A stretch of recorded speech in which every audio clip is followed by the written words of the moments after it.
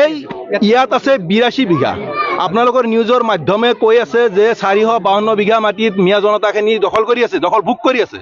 অৰ্থাৎ ইয়াত কিন্তু 452 বিঘা মাটি নাই। ইয়াত আছে আপোনাৰ 82 বিঘা মাটিহে 93টা পৰিয়ালে দখল কৰি আছে। কিন্তু ইয়াৰ বাকী মাটিখিনি ৰাস্তাৰ পশ্চিমে সাগৰ সদৃশ পুখুৰী খান্দি তেওঁলোকে দখল ভোগ কৰি আছে।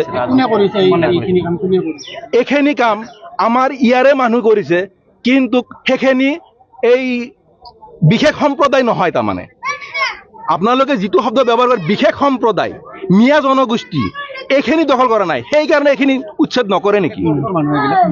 সেইখিনি হ'ল আমাৰ কেকান, আমাৰে দেৰুৱা, আমাৰে বন্নিবাৰী এইখিনিৰে মানুহ দখল কৰি তেওঁলোকে ভোগ কৰি আছে। তেওঁলোকক জাননী দিয়া হোৱা নাই কিজানি? দিলেনো আৰু কিয় না উচ্ছেদ নকৰিব? প্ৰথম প্ৰশ্ন তাতে। আপোনালোকে কি দাবী জনাব? আমাৰ দাবী এইটোৱে যে আপোনালোকে যদি উচ্ছেদ কৰে তেতিয়াহ'লে যিখিনি মাটি সম্পূৰ্ণ বেদখল মুক্ত কৰক, সম্পূৰ্ণ বেদখল মুক্ত কৰক। আমি জাননী এইটো বিচাৰো। আজি যেটো উচ্ছেদ চলাইছে ইয়াত আমি দেখিছো স্কুলখন মানে উচ্ছেদ কৰা চৰকাৰী ভূমিত আছে। হয়, সেইফালে আপোনাৰ মছজিদ এটা আছে, অনুষ্ঠান এটা আছে, কিবা কিবি মানে আৰু পুখুৰীবিলাকৰ যিবিলাক মানে পাৰবিলাক কাটি দিয়া নাই। ইয়াৰ মূল কাৰণ কি বুলি ভাবে? এতিয়া মূল কাৰণ প্ৰশাসনে গম পাব তেওঁলোকক কি অৰ্ডাৰ দিছে। তাৰমানে পুখুৰী ৰাখি থব দিছে নেকি? পিছত আৰু বেলেগ মানুহ আনি ইয়াত বহাব নেকি?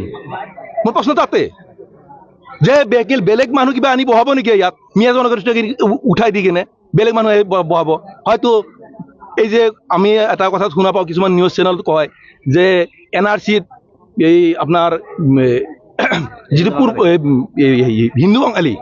হিন্দু বঙালী মানুহখিনি বহুতখিনি ওলাইছে, তেখেতসকলক নেখেদায় বা তেখেতসকলক কোনো হেৰি নকৰে না, তেখেতসকলক আনি ইয়াতে বসবাস কৰিবলৈ দিব। মোৰ তেনেকুৱা অনুভৱ।